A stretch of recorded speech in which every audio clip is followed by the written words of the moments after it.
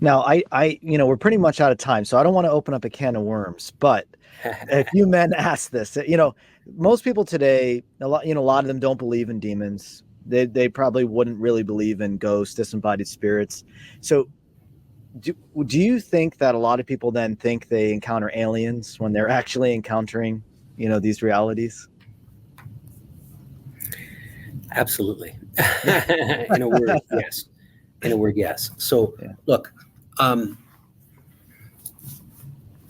the phenomena of seeing aliens, of witnessing extraterrestrial beings, and a lot of people describe them with the same appearances, right? Like we know what an alien looks like. I mean, if such that if I were to do my best, I'm a terrible artist, but if I were to make an attempt at drawing an alien, but didn't tell you what I was drawing and held it up to you, you'd say, oh, yeah, well, it looks like an alien because, the features, the big eyes and the bald head and so on and so forth. Okay. But all the phenomena of witnessing UFOs and extraterrestrial life, isn't it funny how all of that only started after we reached the space age? When we started launching things into the atmosphere, into outer space, right? That's when all of this began. And then at that point, the classical things that we were about, Bigfoot, pixies, fairies, Sasquatches, all of that died out. So I think, now, when people see a manifestation of an alien, I'm not saying that they're not seeing nothing.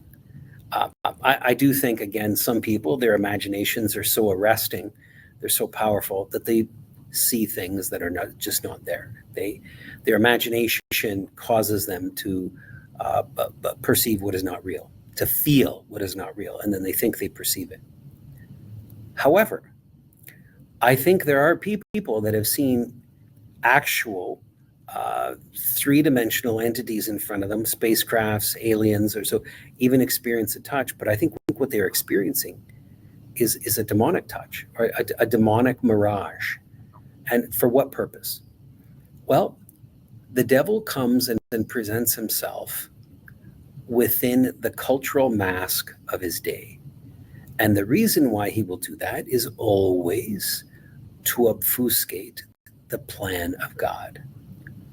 So he would come throughout the Middle Ages as a pixie, as a fairy, in Ireland and as a leprechaun, in different parts of the world, in India as a jinn, in the Middle East as a jinn, as a kind of a different being for which the Word of God does not account.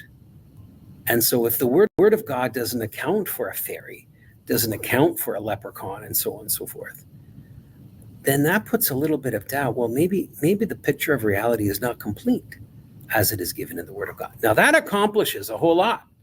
That does an awful lot, right? So I think the whole enterprise of aliens and UFOs is another part of that. And you just look, there is no concrete evidence, no concrete physical evidence. And I'm not talking about film and movies and all of that. Anybody can manipulate that stuff, anybody. But I mean concrete evidence. And not only that, given the vastness of space, it is impossible. Like we're light years away from the next thing. Being light years away, how could anything survive such a transition? And so then you have people replying to that, well, maybe they found a way to travel faster than the speed of light. And you know what, buddy? That requires too much religion than what I have within me. Right? You're asking me to put faith in the absurd, and I'm sorry, I can't do that. I feel like I opened up a can of worms. Well, thank you so much, Father. I mean, this was really